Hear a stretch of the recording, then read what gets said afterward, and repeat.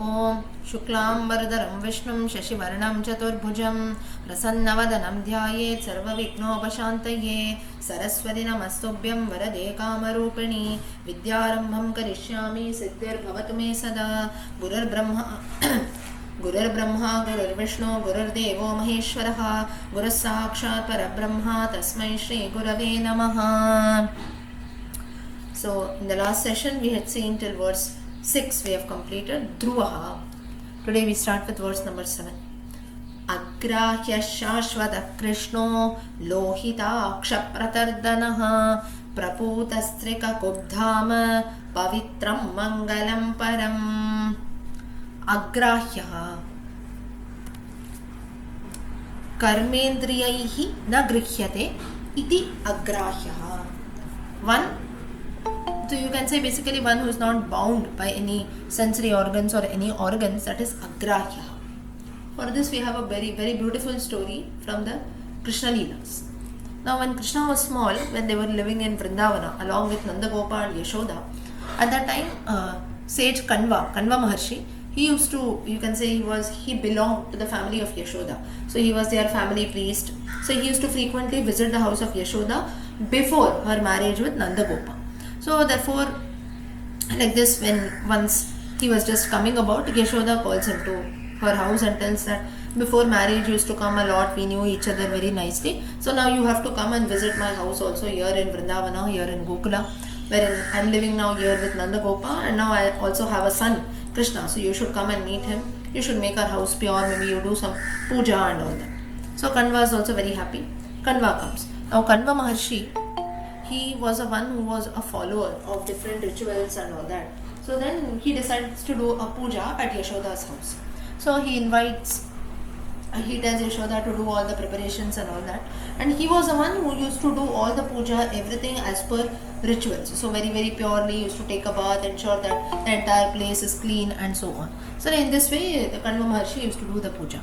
So it so happened that he used to start everything, and then finally when the Nevidyam time came in, now usually if you see whenever we offer Nevidyam, we always put a cloth, right? You go to temples or people when they do worship, usually you should cover, people should not see. So therefore this he placed a cloth in front of the Nevidyam and he started offering the Nevidyam. So once the Nevidyam was being offered and he removed the cloth, to his surprise he saw that all the Nevidyam had gone away. And he saw that Krishna was coming there, and he ate it. Kanva became very angry. He called Yashoda and said, "What is this your son you're saying? He is such a good child, this, that, you praised him so much. He came and he ate all my Nevidyam before offering it to the Lord. What is this?" Yashoda tells him, "No, sorry, he is just a small child. I will ensure that he doesn't do that." She calls Krishna and tells that you should not eat the Nevidyam. It is meant for the Lord, not for you. Don't eat that. Krishna tells okay and he leaves. Second time again Kanva does all the preparations, everything. And finally again when it is the time for offering Nevidyam, again when he removes the cloth, he sees that all the Nevidyam has vanished. He gets very angry. He sees Krishna coming and nicely eating and running away from them. He gets very angry again. Kanva calls Yashoda and tells that you tie your child somewhere and ensure that he does not even come nearby. Yashoda tells okay, I'll take care of that.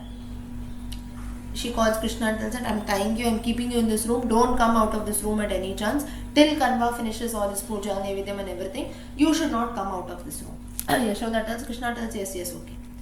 Third time again Kanva does all the preparations, everything, and finally when it is time for offering Nevidyam, again Krishna comes and eats it. Now Kanva could not control himself anymore. In an anger he tries to leave the house and go, says that I will never come to your house again. Yashoda feels very bad. Yashoda, she calls Krishna. Now she is also fed up.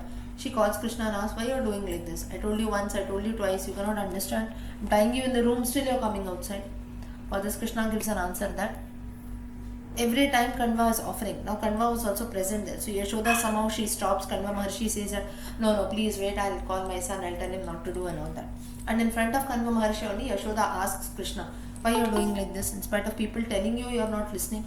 So then at that time Krishna gives an answer that every time this Kanva Maharshi is telling Jagat Brahmane Namaha, Samarpayami. I am only the Jagat Brahmane. Every time he is telling that Jagat Brahmane Namaha Samarpayami Samarpayami. That means he is offering all the Nevidyam to me. How can I stop myself from not eating that? So even though I don't want to eat that, but because he is saying this Jagat Brahmane Samarpayami, he says this every time, the Nevidyam is being offered to me, I cannot help but eat the Nevidyam. So here Yashoda could not understand any of this. But Kanva Maharshi understood everything. He said that, now I realize that this Krishna himself is the Lord of the three worlds. When I am offering Nevidyam, I don't have to wait for the Lord to come. I am so ignorant that the Lord of the three worlds is present in front of me. He is present very much. He has eaten all my Nevidyam. I am such a poor soul that I could not realize this. So there Kanva Maharshi realizes that here Krishna only is the Lord of the three worlds. He is Lord Narayana himself, Lord Vishnu himself, and the Nevidyam that I have offered, the Lord himself has accepted that. So that is this meaning of agrahyaha. Agrahya here literally means one who cannot be understood at all. Now here Kanva Maharshi and Yashoda, they could not understand why Krishna was eating this Nevidyam. Only when later Krishna tells that when Nevidyam is being offered to all the three worlds, Jagat Brahmani Namaha, when he says, I am only the Lord of the three worlds, therefore I had to eat this Nevidyam. So Kanva here, he gives this name Agrahya. Agrahya meaning one who cannot understand the Lord at all. What the Lord does, how it does, nobody can understand. Here also Kanva Maharshi and Yashoda, they could not understand why Krishna was eating that Nevidyam. Only later when he says that I am the Lord of the three worlds, at that time they realize that Lord himself is coming and sitting in front of me and eating, but we cannot understand. So this is a meaning agrahya, wherein we cannot understand any of his actions. Simple way how we can relate this incident to our lives is, there are many things that happen in our life, which not everything, all the actions, all the things that happen, it's not that each and everything we like or each and everything makes us happy, right? So many times when a few things happen, we feel that why is all this happening only with me, right? But at that time, later in life, maybe 10-15 years down the line, we feel that, oh, good this thing happened, or good this thing did not happen then. Otherwise today the situation would be totally different, right? So every time the things that happen in life does not mean that it will always happen as I wish. The Lord knows something which is more good for you than what you know. Then what I feel that is good for me, the Lord thinks 10 times better than that. And whatever He gives us today, we must be happy with that. And whatever He does not give, we must consider that, okay, it is not good for me, therefore the Lord has not given me. So this, we cannot understand what he does immediately. Just as here Kanva, he could not understand why Krishna was coming and eating the Nevidyam. But later he understood that because he was chanting that mantra, Parabrahmane Namaha, Jagat Brahmane Namaha, Samarpayami. Only then he realizes that the Lord himself is coming and eating, but we cannot understand. So here also, this is one learning that we get. Second learning is, many times in which form God comes and addresses us, we don't know. In one of the previous sessions, I think we have seen the story of Ekanatha, how the donkey, how Lord Vithala came in the form of a donkey to test whether Ekanatha gives him water or no. All the people were going about, they did not offer anything to the donkey who was dying of thirst there. Ekanatha stopped, he offered him Ganga Jalam there. And that's how the donkey reveals his form, saying that I am Lord Vithala of Pandharpur himself. So that is when Lord comes in which form, we don't know. It will not always be that he comes in the form of a Vishwarupa, Shankar, Chakra, Gada, or in the form of a Shivalinga, or in the form of Ganesha that we always see in images and photos. We are ignorant enough, we know the Lord only in this form. But we are all also the creations of Lord in the form of an animal or any other creature, human being. God can come in any form. Therefore, it is said that service is very, very important. Whoever comes, we must always serve. We don't know God comes in which form. Therefore, worshipping the Lord, we cannot understand how it comes in. For us, only you go to a temple, there is God. Or you have an image at your house in your puja room, that is God. We worship only that. But in which form the Lord comes, we never know. Therefore, have this sense of worship and service to everyone around. Always be happy. Let there be no negative elements at all, because we don't know the form of God at all. So we also, if we try to chant this name, Agrahyaha, Agrahyaya Namaha, Agrahyaya Namaha, it means we will also be able to understand a bit of the Lord, in which form he comes. Just as Kanva Maharshi later understood that this Krishna only is the Lord of the three worlds, we will also develop this understanding capacity. Next. Okay, did everyone understand this Nama? Yes? Yes, ma'am. Yes, ma'am. Next. Agrahya Shashwataha. Now what is Shashwataha? For this again we. Now Shashwataha, let's look at the definition.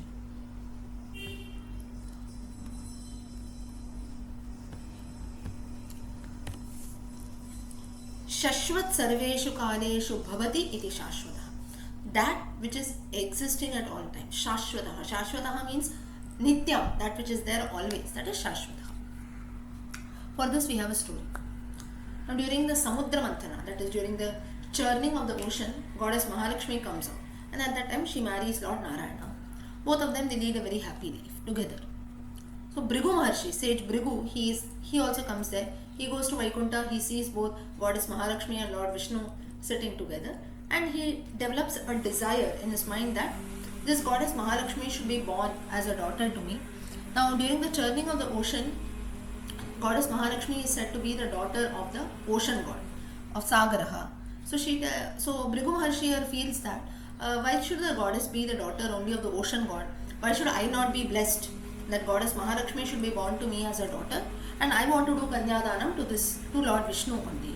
So I want to earn that merits of Kanyadanam. I want to marry my daughter goddess Mahalakshmi to Lord Narayana, but she should be born as a daughter to me.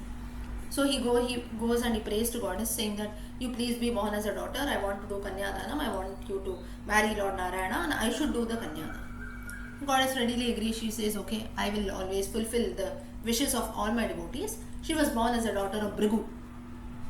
And they led a very happy life. And later Bhrigu also does the Kanyadanam and marries of goddess Mahalakshmi to Lord Vishnu. And at that time when he marries, so goddess Mahalakshmi is also very happy with this. And she offers him what she gives as a gift during Kanyadanam, an entire room, or you can say like a mansion or so, made of gold. Now today we have all houses that are there mostly made of cement, bricks and so on. Or we have in certain places like Japan and all, if you go in countries, you have wooden houses, right? Something like that. So of usually elements that are readily available in nature, we use that and make. But goddess Mahalakshmi gifted Bhrigu a house, or you can say a mansion made of gold. That is there. But then she just gifted Bhrigu and she went off to Vaikunta. So, and many years they lived happily in Vaikunta. So once she developed this wish that I have gifted this gold house to my father Bhrigu, so I wish to go and stay there for a few days. Lord Vishnu says, yes, please go and stay. You have only gifted your father. Now, if we have, like for example, also all of us, we will be living in our regular houses every day. But say for example, you have some good house, maybe your native house, or some people buy houses in maybe far off from the city, something very close to nature or something like that. Big houses, big bungalows or so.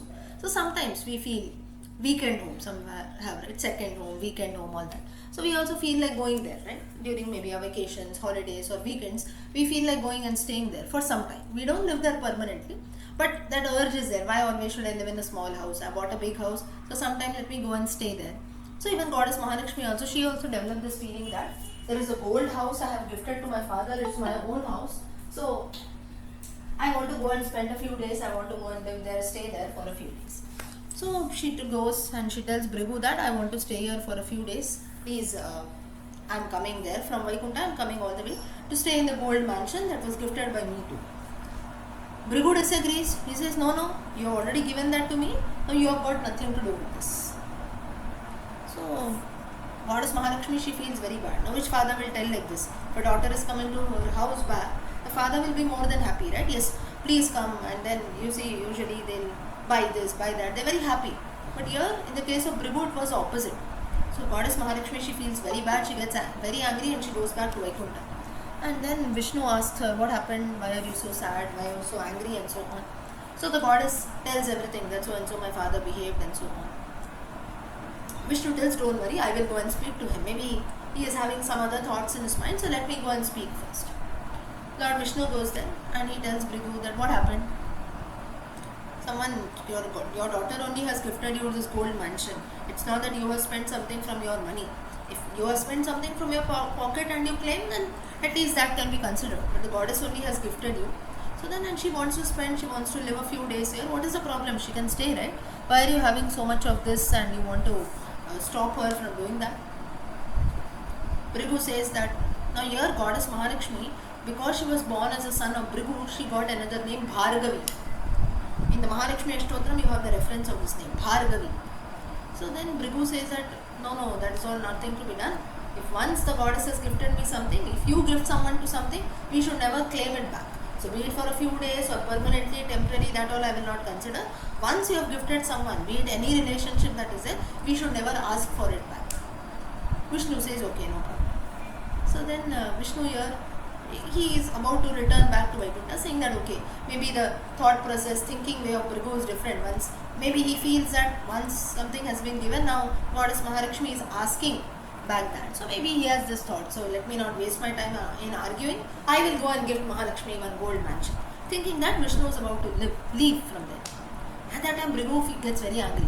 He calls a Lord. He calls Vishnu and says that you are the Lord of the three worlds. Whatever you ask for, you can do. But we human beings, you don't know our troubles. To get something once, for us it is like once in a lifetime.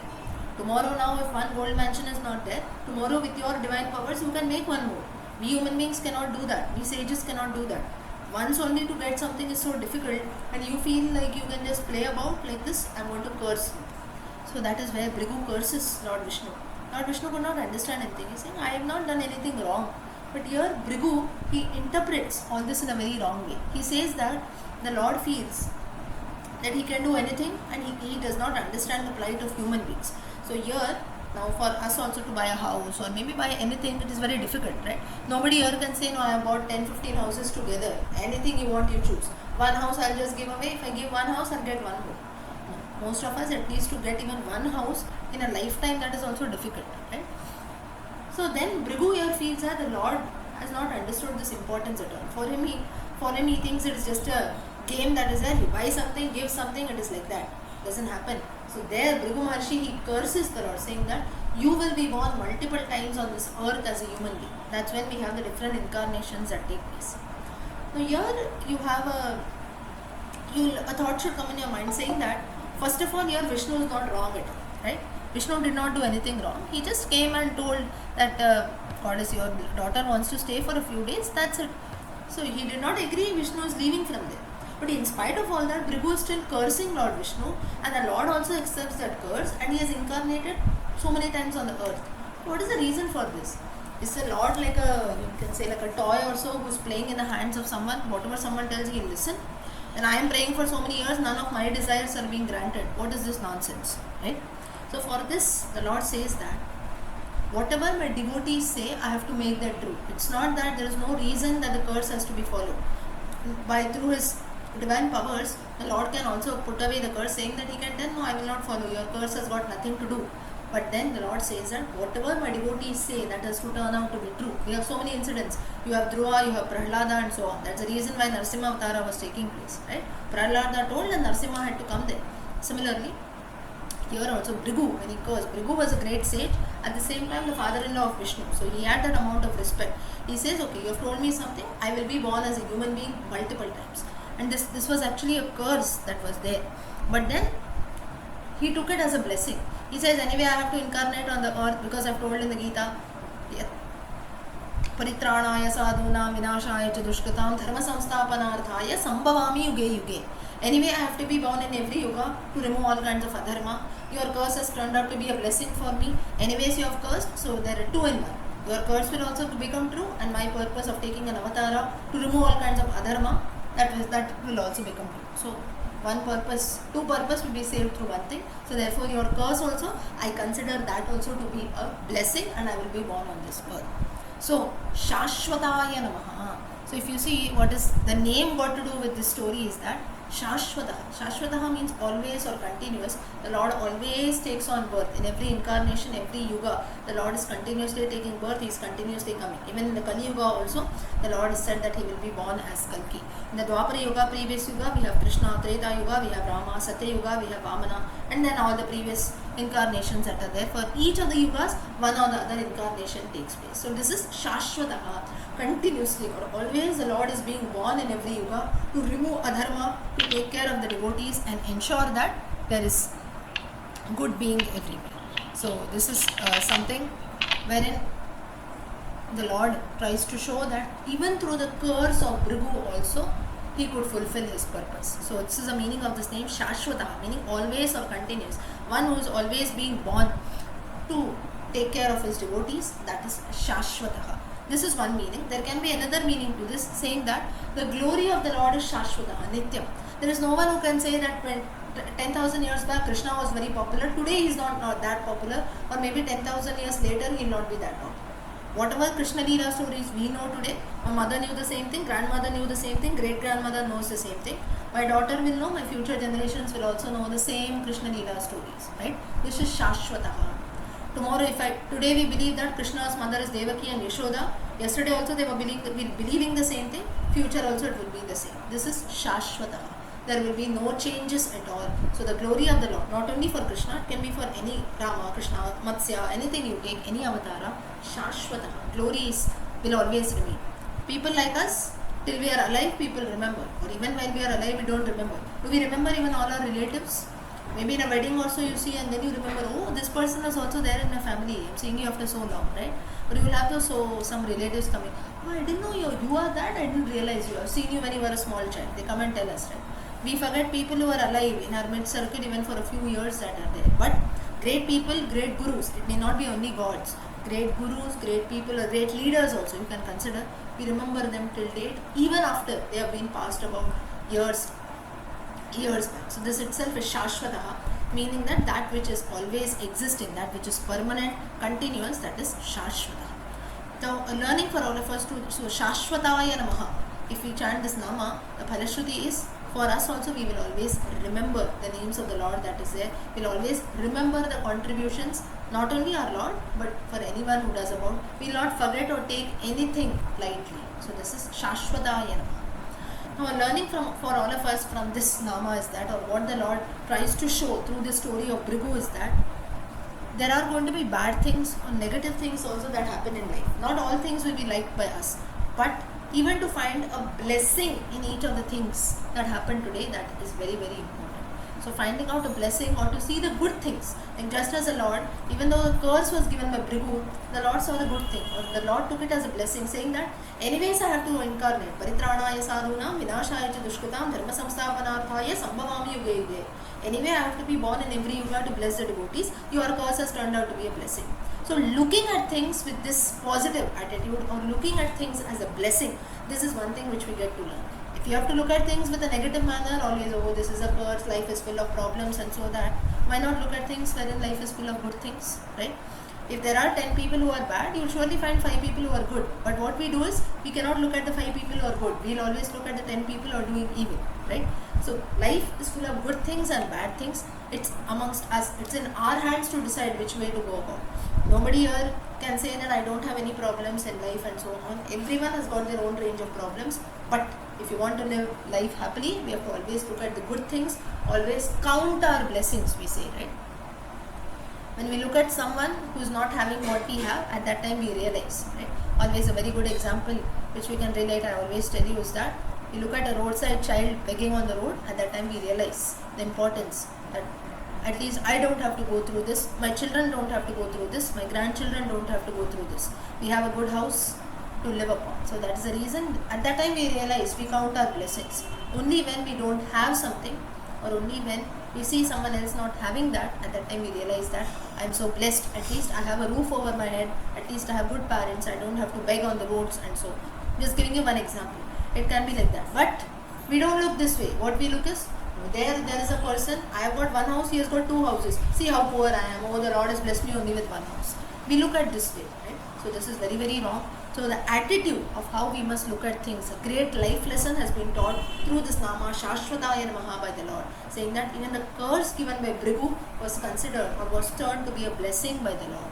This is a learning for all of us, a life lesson wherein whatever is good, we must consider, always count your blessings. Bad things are going to be there. If you are going to always look at, oh, I don't have this, I don't have that, he has got 4 houses, I have got only 2 houses, he has got 5 cars, I have got only 1 car, then always you'll be just complaining. At least you have that 1 car, right? People are moving about in the roads without even having footwear. What about that? So this is how it changes our outlook in life. So this Nama tries to teach that also. So the thing is, why I'm telling you is, if you want, we can just look at the Nama, each story, the mythological aspect behind it, and go about. So you chant this Nama, this is a Phalashruti. But how each and every Nama can be relatable to our lives, that is very, very important. Only then we can live the Vishnu Sahasranama practically. Just knowing the names, meaning of the names and going about, okay, Shashwataya Namaha, Bhrigu story comes in, the Lord Bhrigu curses the Lord. Lord considers that to be a blessing. Move about. What did I learn from this? What I have to do? Okay, this has happened thousands of years back. Bhrigu has cursed Vishnu. What about? What I have to do? Nothing. I am also chanting Shashvataya Maha blindly. No. Through every nama, through every incident that the Lord lives in, it's not that the Lord takes an avatara only to remove adharma or only to kill asuras like Ravana, Kumbhakarna, Hiranyakashipu, Shishupala and so on. It's not just for that purpose. Through each and everything that he does, if you read closely any of our scriptures, any of our books, you can see the way they live. If we try to adopt that, we'll be very, very happy. Rama itself, the entire story of Ramayana. Not all things we like, right? Now we cannot follow all things, but at least to some extent you look at them. Each and every incident is a life lesson for all of us. We must look at things with that perspective. Knowing the stories, religious aspect, that is all on one part. That is all equally important, but through each and everything, how you can relate to our lives is important. If we don't do that, then there is no use. People will say, what is the use? Now thousands of years back something has happened, I am reading that. It is equal to history, right? Akbar did something thousands of years back, I am reading that. Babur did something, Humayun did something, I am doing the same thing. Vishnu did something, that's it. So it is not like that. Through the actions of each of the lords or great people that are there, what is the learning that we get, that is equally important. Okay, Shashvataya Namaha. Did everyone understand this? Yes? Lakshmi. Yes. Lakshmi. Mm. Just one thing. It's a little different what I'm asking. Like up to Parashurama avatar, it is Krita Yuga. In Krita Yuga, no? Parashurama avatar Krita Yuga, yes, you can consider. But he came, he met Rama, so but his birth was in Krita Yuga. No? Krita Yuga, correct. So though he met Rama, yes, Parashurama is among the Chiranjeevis. That's what we believe until date. Yeah. So therefore he met Rama in the Krita Yuga, but he was born in the Treta Yuga, but he was born in the Krita Yuga, Satya Yuga. So up Yes. to that, all the avatars in Krita Yuga. Krita Yuga, that's what we consider. Yes, because Satya Yuga is very big, right? So therefore, Thanks. yeah. Continue. Next is Krishna. Agraya Shashwata Krishno. Krishna. What is the meaning of Krishna? Now, All attractive. Krishna, yes? All attractive. Attractive. Okay. Krishi. Krishi meaning land. And Na meaning happiness. So that person who is responsible for giving happiness to this earth, to this land, Bhumi, that is Krishna. Not meaning all attractive. So there are different meanings. You can interpret it anyway. So this is the literal meaning of Krishna. Let's look at the definition. Satchidanandatmakah Krishna. Conscious bliss. Or Krishna Varanatmakatvat va. Being black in color. That is also one reference. Meaning Krishna. Krishna meaning. Now see, let me tell you one thing. It is not only black. As such, maybe Krishna is dark. So therefore, Krishna Shvetaha we say. Shvetaha is white, Krishna is black. But Krishna literally doesn't mean, black color as such. Dark complexion, that can be Krishna.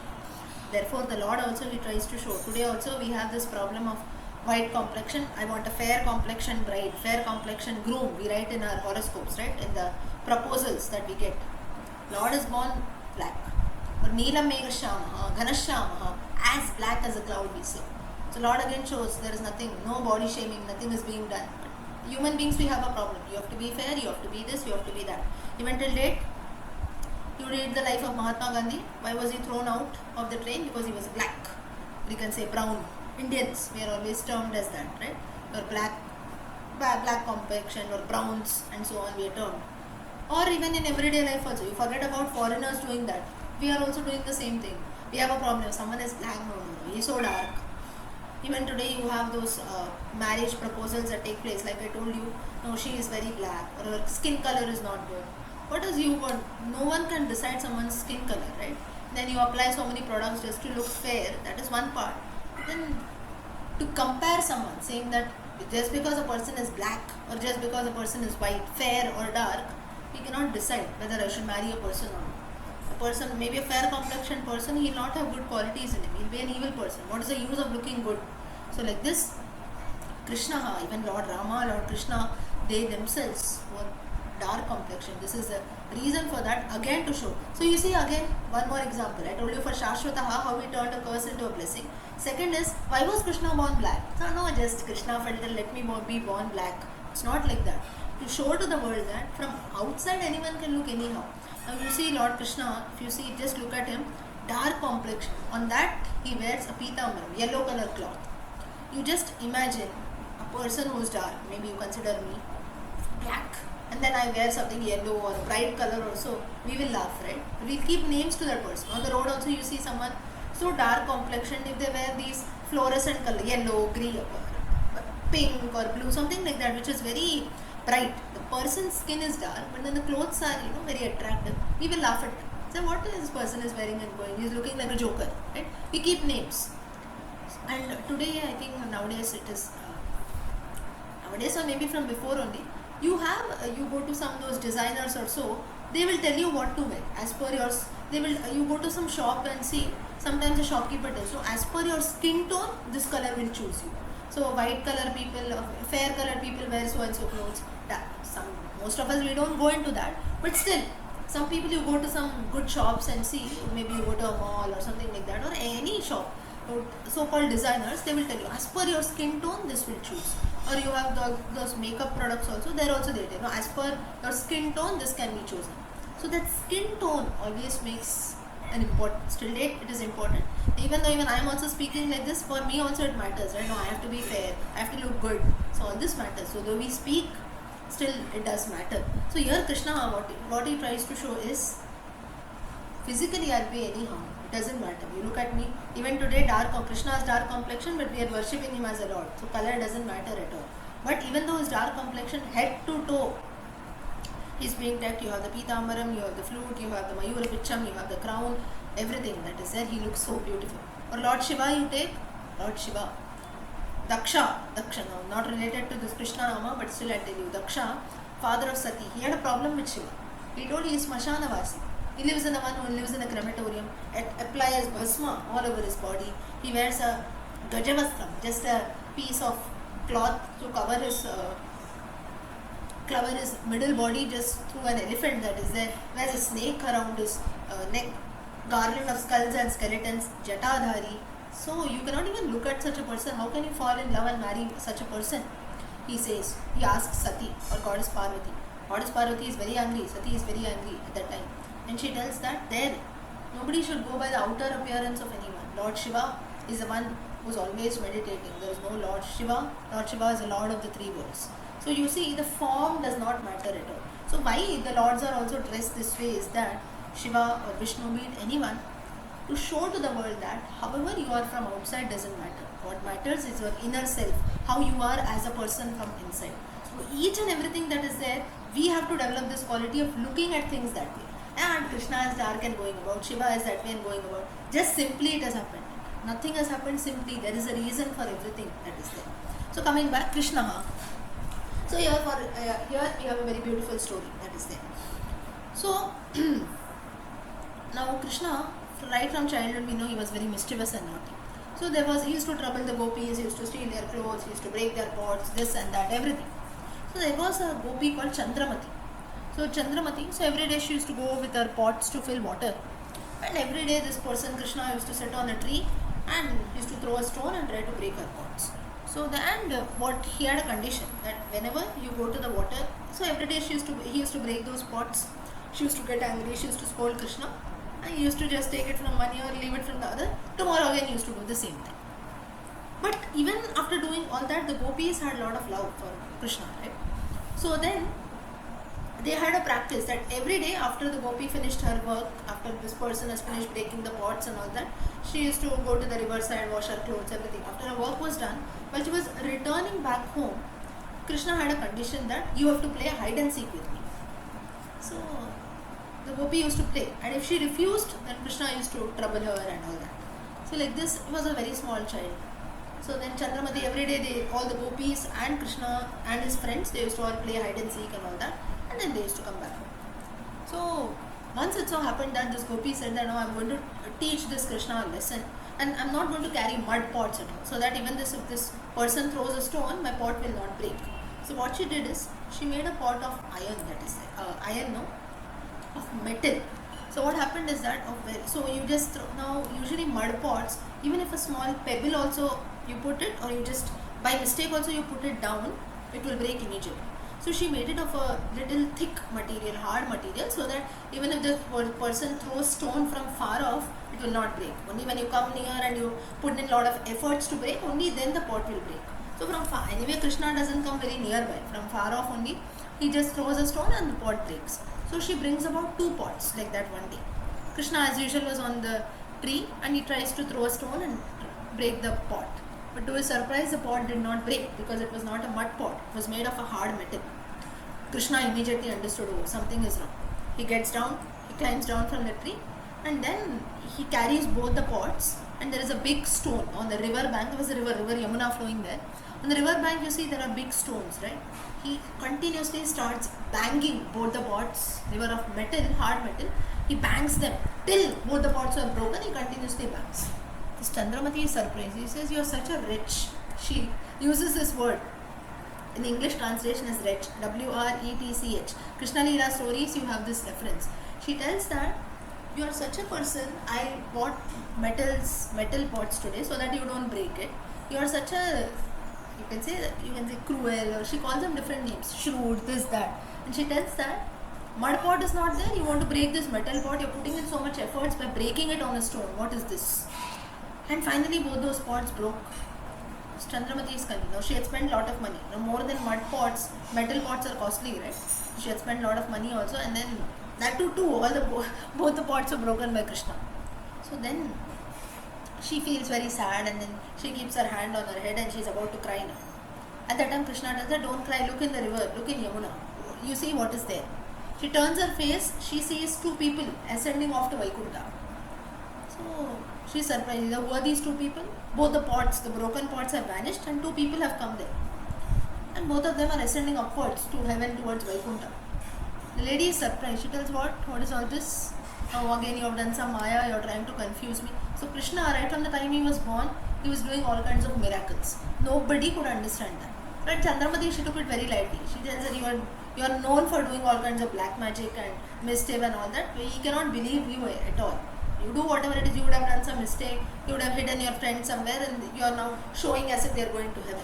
So all kind of the tricks, so-called magic also, Krishna was an expert in that. Krishna tells, no, really, these 2 people are ascending to heaven.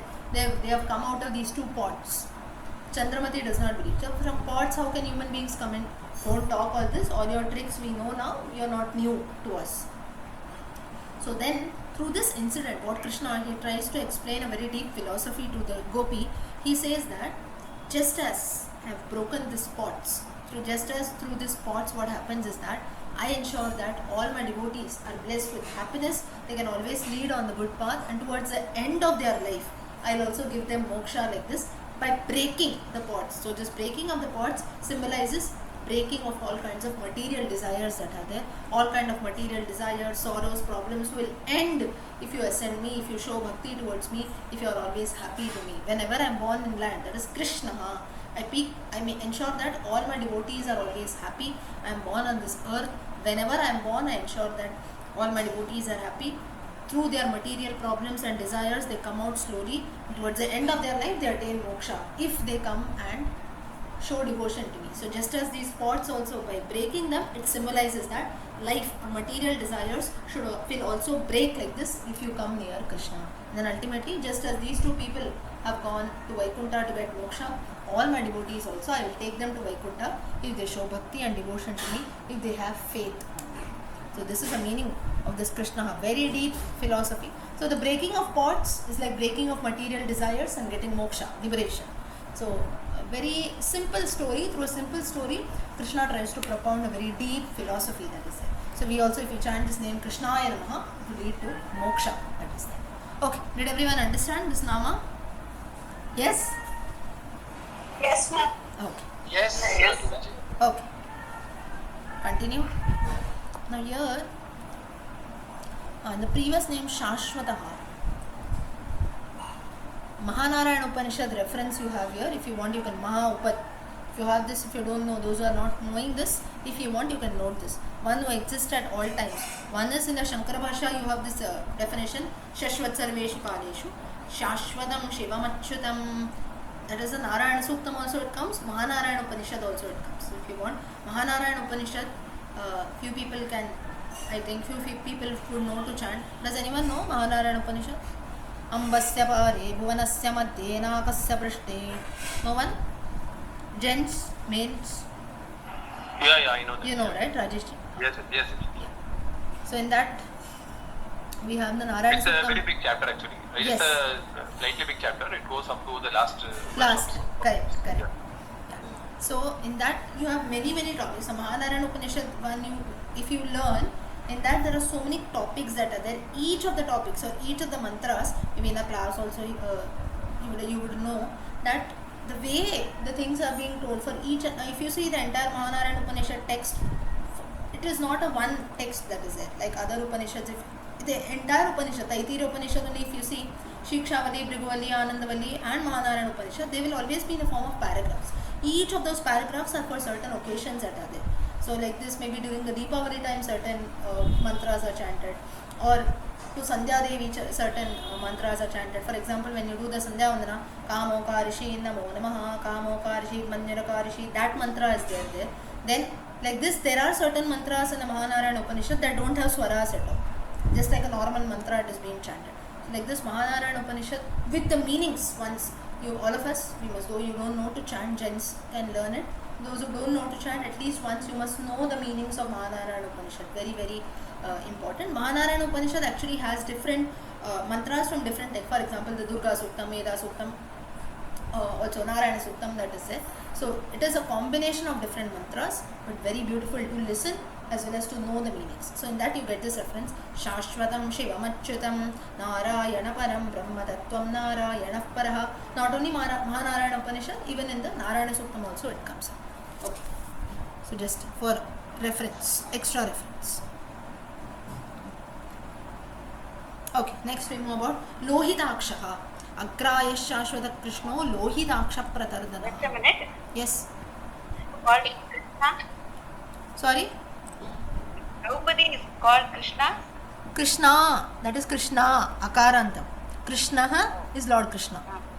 Okay. Okay, madam. Okay, thank you. Yes. Her another name is Krishna, correct. Next. Lohitaksha. Lohite akshini yasya saha lohitakshaha.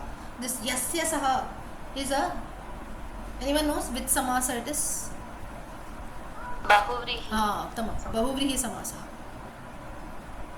Yasya saha, yasyaha sa, yasma tad. Like this you have in Pullingam, Strilingam, Bahuvachanam. Just for extra Sanskrit knowledge I'm telling. Yasya saha, Pullingam, masculine.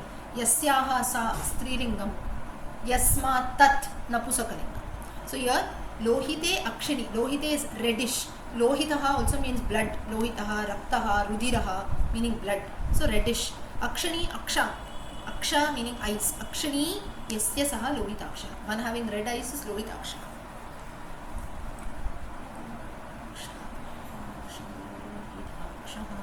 Now you see your reference also, TA, Taittiriya Upanishad. Or you can say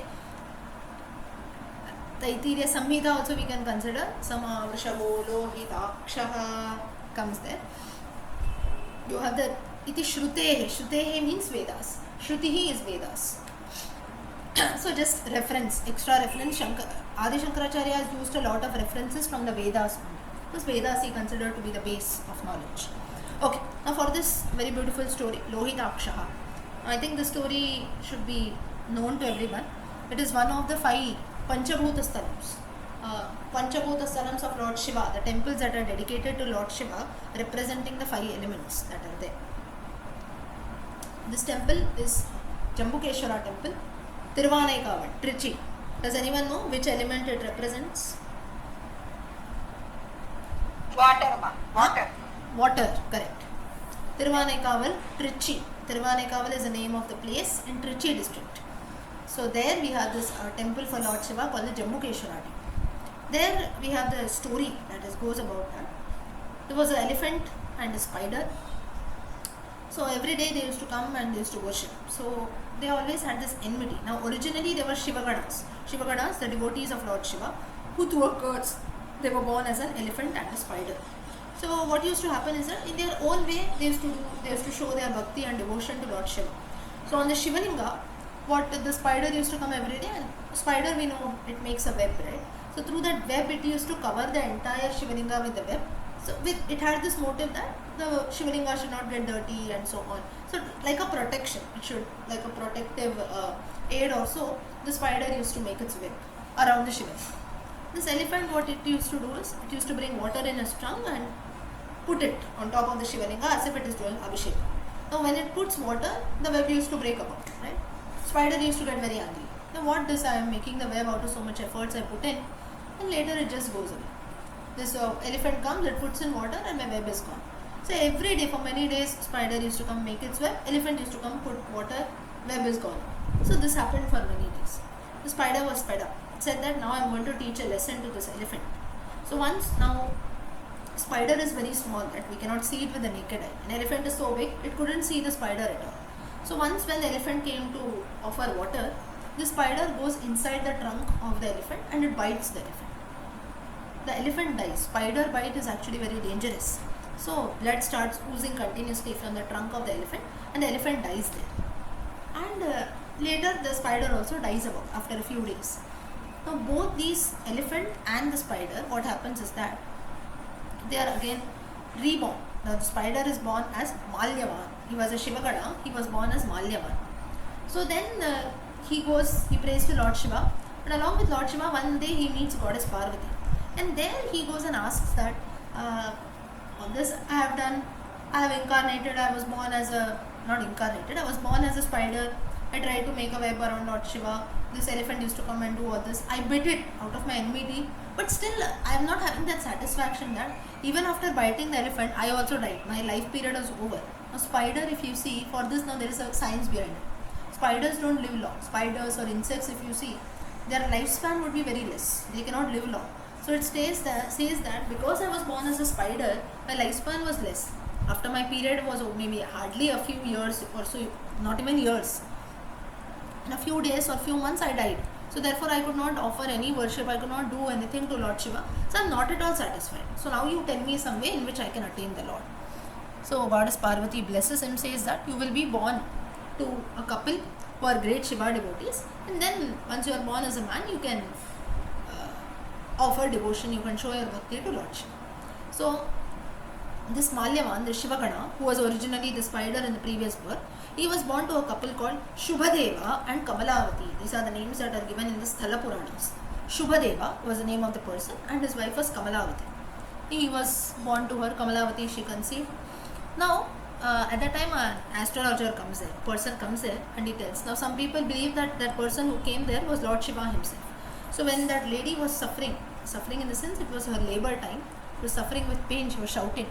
At that time it was told that you have to wait for 48 hours because now the Murta, the period is not good, therefore you have to please wait for 48 hours. Only then the child should be born. If it is born now, then it will face problems, this and that. Now all this you can take with a pinch of salt. Today's times we cannot do. Today's times or no other time it should be done all this. Today especially if you see, none of the ladies we actually wait, right? Immediately labor comes in, you have the C-section that takes place and the child is born. So all this Shubha, Ashubha, all that should not be seen for a child to be born. But here, because in future something had to happen like that, therefore this incident had to take place. I'll tell you what it is later. So therefore now just by this, the people what they do is they will stop here. They will not read the future. Oh, what is this? All this nonsense. 48 hours, which lady will wait? All this should not be done. All our scriptures are waste. Nothing has been mentioned properly. Everything is useless. Nobody should read our cultures. Everything is just false. With this, they will stop and they will claim that they make statements that everything is false and nonsense in our scriptures. Nobody should read it. You don't know the later part. Nobody waits. So what I'm telling is that's why I gave you this disclaimer. When we listen to something which is not acceptable or which we do not see in today's society, doesn't mean that those things have not happened before. If something has happened before like that, there is a certain time why some things have happened. So it takes a lot of time. It takes a lot of explanation why some things have happened. We don't put in efforts to know that. We just stop here saying, oh, this has happened, and then it becomes news, right? So now what is the later part? So this lady waits, the Kamalavati, she waits for 48 hours. But then what she tells is that you hang me upside down. Reason being, she tells, this out of labor I am suffering. I don't know if the child just comes out, I cannot bear that. So you do one thing, you hang me upside down. So she was hung to a cloth and for 48 hours or so she was hanging there upside down. So now if you see, and after 48 hours when the good Muhurta came in, the child was born. But now the child who was born he had red eyes. He was called as now, because he was born in Tamil Nadu and Trichy district nearby, therefore they gave him a Chenkannan. Chenkannan, Chenkannan. Chen means red, Kannan is one having eyes. So Chenkannan. That's how the name got in. He was a great Tamil poet then. Chenkannan. So that's how he was born. He had red eyes. So why those red eyes? Because 48 hours the lady was sleeping upside down, so all the blood flow came in the opposite direction, therefore all the blood that was there, it stayed in his eyes. So it is said that at that time the Lord came there, the Lord would come, the person would come and told, it's said to be Lord himself. So this is one reason that the lady was hanging upside down, therefore all the blood flow had come there. There was one more beautiful explanation is that whenever someone looks at us with a lot of affection, the eyes turn red. So it is said that the person there who came and told the lady that you wait for 48 hours, it is said that the Lord looked at the child with a lot of affection. So that is the reason why the eyes turn red. That is the reason why whenever we cry or whenever we laugh, tears come in, right? Whenever we laugh or out of happiness, you see the tears will always be cold. But when we cry out of dukkha or some pain or something, tears will always be hot. Next time you can notice for yourself. So why even our eyes also, it is the same tear, same water comes in, but in times of happiness when we cry, those tears are always cold. Times of sorrow when we cry, the tears are always hot. So our body also reacts that way. So here out of affection, when someone looks at us, the eyes turn red, it is said. So now this Chenkannan, he was a very great devotee of Lord Shiva. It is said that he has built about 70 temples in praise of Lord Shiva. Even today you can find them all over India, mostly in South India. And he has built temples in such a way that the construction itself is very unique. How has he constructed the temples? For some play, like when you enter the temple, it will be flat. Then there will be a few steps. Again, it will be flat, like step wells. You have the concept of step wells, if you know. For some time, it will be a flat land, then steps, flat land, steps, flat land, steps. Like this, he has constructed about 70 temples for Lord Shiva. Why he has constructed in this way? Does anyone know the reason for this? Why has the construction been done this way? Flat steps, flat steps. The spider should not enter, that's why. Spider should not enter. Elephant should not enter. Maybe the elephant can enter the temple. So that no elephant can enter the temple. No elephants, if you see, they can enter. Now this Malyavan or Chenkannan whom we are talking about, he was a rebirth of the spider. So he remembered his enmity that he had on the elephant. So if you construct temples this way, flat steps and so on, it becomes very difficult for the elephant to enter. So therefore in all these about 70 temples or so, not a single elephant can come inside the temple. So I'll just show you a picture of Jambukeshwara Dwara, if you see.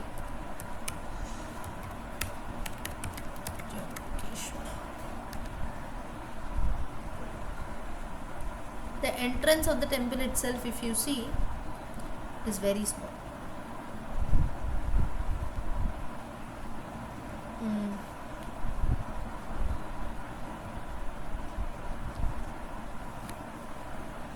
You see, I think you can see this slide.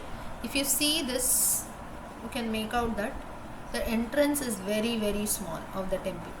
Entrance is very small. I don't know if this is the entrance of the temple. So you see, an elephant cannot enter this temple at all. So purposely this temple has been constructed in this way, and like this there are many temples which Malyavan has constructed so that the elephant cannot enter the temple at all. So like this about 70 temples he constructed.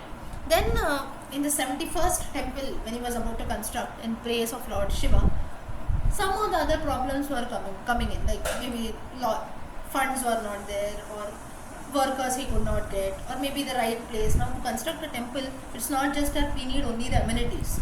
Even you have to a lot of astrological things, lot of placements, how the Shivalinga should be made, what material, who will do the puja, who will take care. So like this there are many problems that come in. So the 71st temple, anyhow, it could not be constructed. So what happened is that he again goes back to Lord Parvati, he prays to the goddess. The goddess tells that now who can help you is that Lord Narayana only can help you. You go and first worship Lord Narayana. Lord Narayana he worships, and the 71st temple. So Lord Narayana he comes there, he blesses him, and there again the Lord he blesses this Tengandan with affectionate eyes that comes in. So that's when even the Lord also had red eyes, it seems. That's why the Lord has got this name Lohitakshaha. When he came and blessed this Tengandan, he also developed red eyes, just to show that he's got a lot of affection. And there the Lord he comes and blesses Tengandan that I will guide you, you can construct all temples, I will ensure that all the temples that you construct will have all the amenities, everything, you will not face any problems at all. So the Tengandan was very happy. Till date he was only a Shiva devotee, he did not know anything about Vishnu. But now when Vishnu came and blessed him, he said that the 71st temple that I will construct, that will be in praise of Lord Srinivasa. Even today you have the Nachiyar Srinivasa temple. I think it is a few kilometers away from Kumbakonam district today in Tamil Nadu. There you have this Nachiyar Srinivasa temple. If anyone has gone, I don't know. So there it is one of the 108 Divya Deshams also in praise of Lord Vishnu. That was constructed by this Tengandan. So there, how it has been constructed is that. Yes. My relative is only there only, ma'am. They are staying there. Okay. So you have the temple. It is. Okay. So it is, I think, a few kilometers away from Kumbakonam. So there, the Lord there is said to be Lohitakshaha. He is a meek one having red eyes. So one who shows a lot of affection to his devotees. One who, and even the devotee also, if he shows a lot of bhakti towards the Lord, the eyes turn red. So the Lord blessed Tengandan with a lot of affection by turning his eyes red. So that's how the Lord got this name of Lohitakshaha. Even we also chant this. Madam. Yes. I did not understand the story why the elephant should not enter the temple, and what story of the spider also was not clear to me. That is because the spider, he had an enmity. The spider and an elephant had an enmity with each other, right? So in the next birth, the spider who was born as this Tengandan, he remembers his enmity that he had. Therefore, he constructed all the temples so that the elephant cannot enter the temple, because that elephant earlier, because he could enter the temple, he had caused a lot of trouble. Every time the spider used to make a web, the elephant used to pour water, right? So therefore now he constructed a temple in such a way that the elephant cannot enter the temple at all, so that all the people can do worship properly. So this was because of his enmity, he constructed temples this way. Okay. So Lohitakshaya Namaha. This nama, if we chant, the Phalashruti is just as the Lord showed a lot of affection and compassion on his devotees. That's why we say something called Kataksha, right? Katakshaha. Meaning the eyes, Kataksha, is said that the Lord, he need not have to look fully in our eyes. For example, Lord Bhattatri also in the Narayanyam, what he says is, even one side of the eye, Lohitaksha has nothing but, even if the Lord just turns his eyes. Now we look at some people sideways, right? We don't look at them straight. You want to look at a person, but you don't want the person to know that you are looking at him or her. So how we look one eye. Then we say that why you are looking like this, you look properly, right? We have fights. So that is how it is said that even one Kataksham is even for a second, if the Lord turns our eyes towards us, turns his eyes towards us, we will be blessed. So that is this Lohitakshaha. Lohitakshaya Namaha. If even we chant this nama, the Phalashruti that we get is, the Lord will always bless us with his compassion and affection. Okay, did everyone understand this nama? Yes? Thank you. Yes. Okay. Rajanji, you want to ask something? Yes, I just wanted to know, is Jambukeshwar temple constructed by Tengandan? Yes.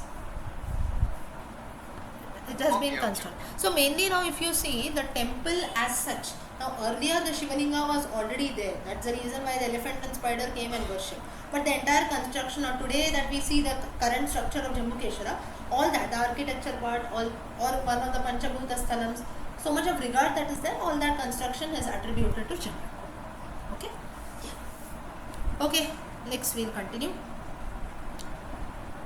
Agraya Shashwata Krishno Lohitaksha Pratardanaha Pralaye Bhutani Pratardayati Hintastiti Pratardanaha. During the times of Pralaya, that is dissolution, the one who destroys the beings. Now destruction here doesn't mean that fully destruction. Now we know that during Pralaya, Lord Vishnu, he swallows the entire world into his stomach.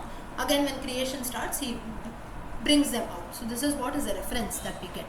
For this again there is a beautiful story. Now we have a sage called Vajashravaha. Vajashravaha was a sage, and his son was Nachiketa. So once this Vajashrava, he was doing a lot of yajna, homa and all that. So whenever in olden times a lot of sacrifices, yajnas used to be done, a lot of danam, a lot of things used to be given in donations. For example, Godanam, Suvarna Danam and so on. So this Nachiketa, Vajashrava also used to give a lot of danam that is there. So when he was giving this danam, Godanam when he was giving, he gave a lot of cows in donation. But all those cows were like, you can say, now whenever we give cows, they should always be physically healthy. They used to give a lot of milk. By keeping those cows, the person should be benefited. Otherwise, if you give some maybe very thin cows or cows who are not healthy or so, it is going to affect. Like it will be of no use. So that donation is of no use. For example, now whenever we are giving someone, you say you gift someone something, you always give them things which are new, which are in a good condition. If you give broken things also, there is no meaning, right, to the gift. So this Vajashrava used to give things like this, which is maybe useless things. Cows he used to give, but they are not healthy, they cannot give any milk, things like that. So this Nachiketa, his son, he did not like this. He went to his father and told, if you want to give something in donation, you have to give it nicely, you have to give it properly, not this way. When the cows are not of any use, what is the use of giving? You are just saying for namesake that I am donating thousands and lakhs of cows. None of the cows are useful, what is the use? Vajashrava got very angry. He said, you have no one to come and question me. I am giving in donation, that's it. How the cow is, how the gift is, that doesn't matter to me. Cows have to be given in donation, I am giving that. Nachiketa did not like this. Again, he keeps on pestering his father, saying that no, this is wrong, and so on. Vajashrava gets angry. He says, you go to Mrityu Loka. How we say, go to hell. Similarly, he also tells that.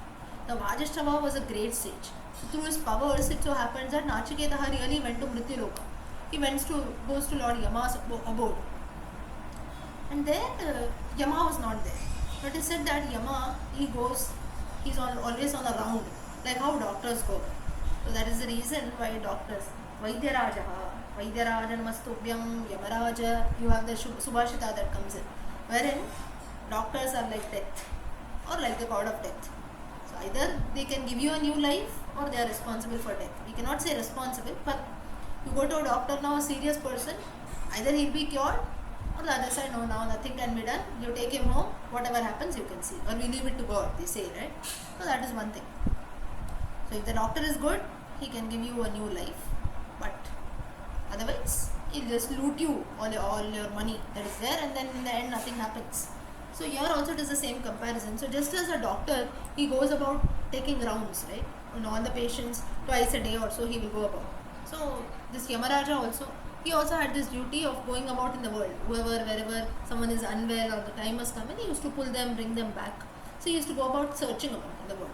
So it happened that 3 days, Yama did not come to Yamaloka only, and Nachiketa was waiting for him. All these are stories that have been mentioned. So then Nachiketa was waiting for him, and Nachiketa, he says that,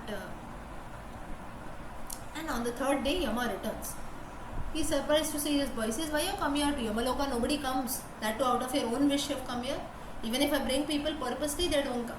You have come here out of your own wish. What happened? Nachiketa said that you have lost all your possessions. You have lost all your vahanas. Vahanas is all the vehicles, possessions that you have. You have lost everything. He makes this statement. Yama could not understand it. What are you saying? I am saying that why you have come here. Do you need anything? You are saying you have lost all your possessions. I see, I have everything. I have my palace, I have all my possessions, vahanas, everything is there. He's next, Nachiketa says, you have lost all your merits, all your punya also. Yama gets very angry now. He says, what you're saying? I don't want to show you my anger. You're a small boy. Tell me, why you're saying that you have lost all your possessions, all your vahanas, all your merits? What is all this? For this, Nachiketa tells that 3 days past I have come here. First day you did not give me anything to eat. You were not there only. That day you lost all your possessions that you had. Second day, again I was hungry. I got nothing to eat. You lost all your vahanas. Vahanas is, Yama had a lot of vahanas. So, possessions. Second day, we can consider maybe your house, car and all that. All that also you lost. Third day, today is the 3rd day. Today also I did not get anything to eat. Therefore, you have lost all your merits, punya that is there. Through this incident, what we understand is that anyone comes to our house at any time, any point of time, even at night 12 also someone comes, we have to offer them at least a glass of milk, and then only that person should go to bed. without offering anything, if we don't offer anything to anyone, even though the person wants or doesn't want, you must offer them at least a glass of milk or so, be it at any point of time they come. If we don't do that, in the Shastras it is mentioned, just as Nachiketa mentions here, it is mentioned that we lose all our possessions, we lose all our merits, everything is lost there. Annadanam paramdanam. If Annadanam is not offered, be it at any point, that's the reason why you see some people, you go to their house maybe around 12, 1 or so, or even if to our house someone comes, even without the person saying something, we have to offer them food. That is the reason why maybe you go at evening time or so, people offer snacks, right? Or you offer them coffee.